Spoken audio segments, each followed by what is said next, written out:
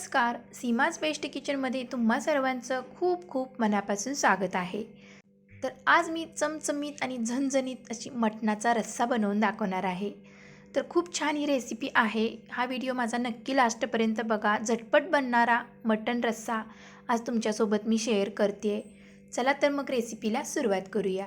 तर इथे मी 1 kilo fresh असं मटण घेतलेलं आहे। तर अशा प्रकारे आपल्याला हे मटण घ्यायचं आहे। तर मी स्वच्छ धुवून हे मटण घेतलेलं आहे। तर या मटणाची आपण मस्तपैकी झणझणीत करी बनवणार आहोत, म्हणजे मटणाचा रस्सा। तर सोपी पद्धत वापरून बनवणार आहे, खूप काही साहित्य लागणार नाही इथे। तर पहिल्यांदा आपल्याला हे मटण स्वच्छ धुवून पाणी निथळून घ्यायचं आहे। तर आता आपण याला मॅरिनेट करून घेऊया। तर 1 चमचा हळद घातलेली आहे आणि 1 ते 1.5 चमचा मीठ घातलेलं आहे। आणि नंतर इथे मी घालणार आहे अद्रक लसूणची पेस्ट। तर फक्त आपल्याला एवढंच इथे वापरायचं आहे आणि छान हाताने मिक्स करून घ्यायचं आहे। बाकीची तयारी तोपर्यंत होते, तोपर्यंत आपण हे मटण मॅरिनेट करून बाजूला ठेवून देऊया, म्हणजे मटण छान मुरेल हळद मिठामध्ये। तर बाजूला ठेवून देऊया आता। तर इथे मी सर्व साहित्य घेतलेलं आहे।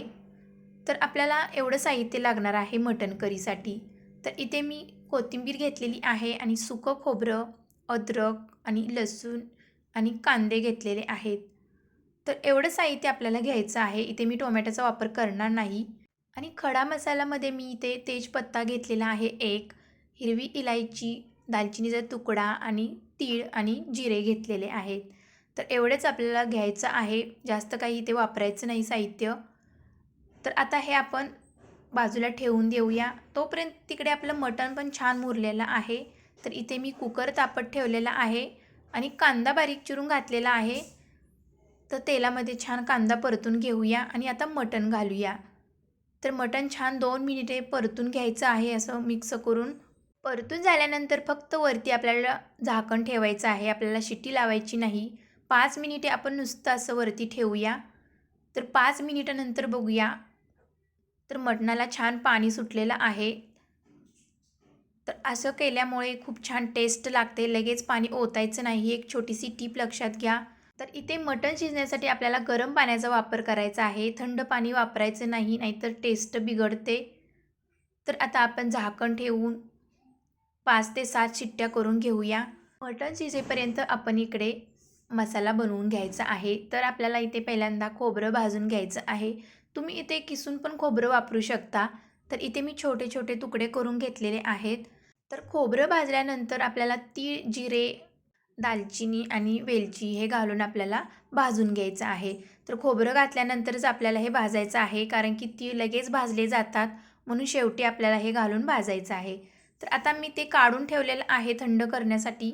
आता त्याच पॅनमध्ये आपण आता कांदा, लसूण घालून परतून छान घेऊया। लाल होईपर्यंत आपल्याला हा कांदा भाजून घ्यायचा आहे। तर जास्त पण काळपट भाजायचं नाही, थोडासा कलर चेंज झाला म्हणजे आपल्याला हे काढून घ्यायचं आहे।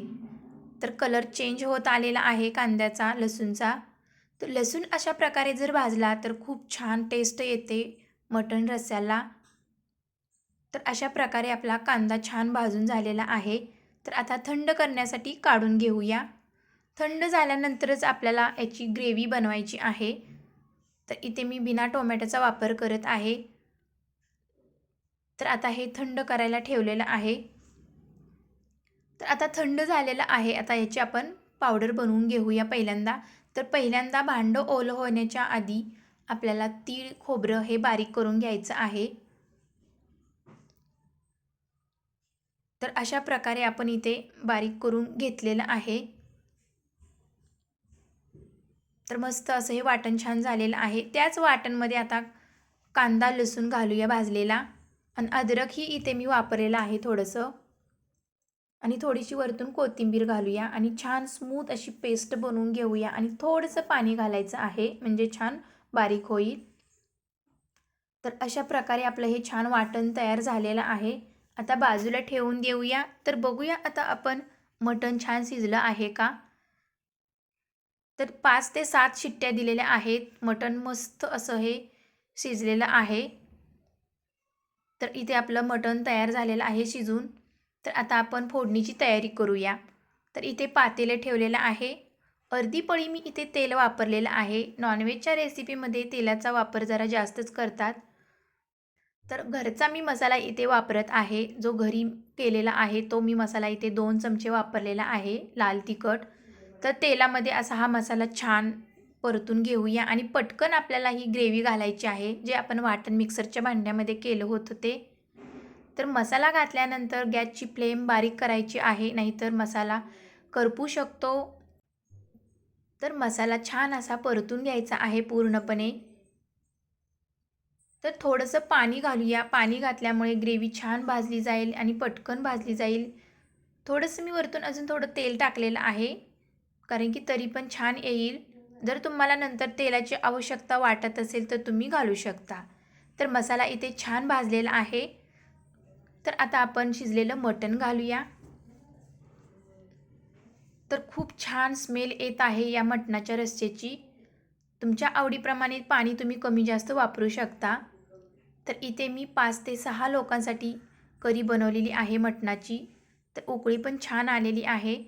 तर आपल्याला 5 ते 7 मिनिटे छान रस्सा हा उकळू द्यायचा आहे, म्हणजे मटणाचा फ्लेवर रश्श्यामध्ये उतरेल. तर कट पण किती छान आलेला आहे बघू शकता. तर अशा प्रकारे आपला इथे मटण रस्सा झणझणीत तयार झालेला आहे, झटपट बनणारा. तर तरी पण मस्त आलेली आहे. तर काही साहित्य वापरायची गरज नाही. कमी साहित्यामध्ये मटण करी बनली जाते. तर टेक्स्चर पण छान आलेलं आहे आणि ग्रेव्हीला थिकनेस पण छान आलेला आहे. तर वरून आता बारीक चिरलेली कोथिंबीर घालूया.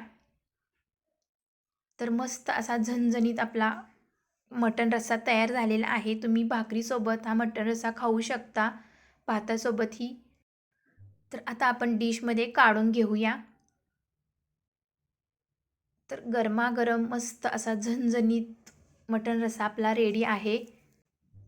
तर हा मटण रस्सा भाकरीसोबत खूप छान लागतो.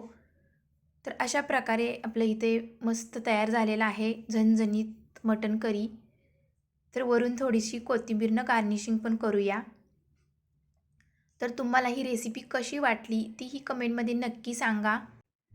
अजून जर माझ्या चॅनेलला तुम्ही सबस्क्राईब केलं नसेल तर सबस्क्राईब करा, लाईक करा आणि शेअर करा. तर भेटूया अशाच नवनवीन रेसिपीमध्ये. तोपर्यंत मस्त खा आणि स्वस्त राहा. Bye bye.